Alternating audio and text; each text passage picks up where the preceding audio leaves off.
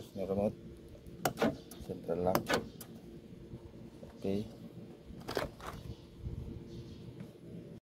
oh, is the module, the remote.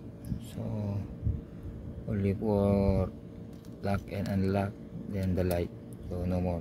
For the connection for this one, for the keyless entry, lock and unlock, and light only.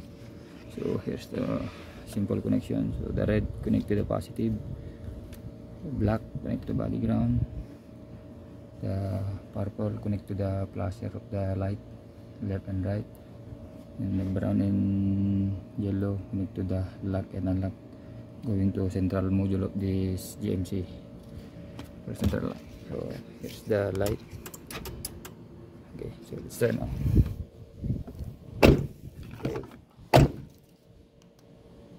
Lock, unlock.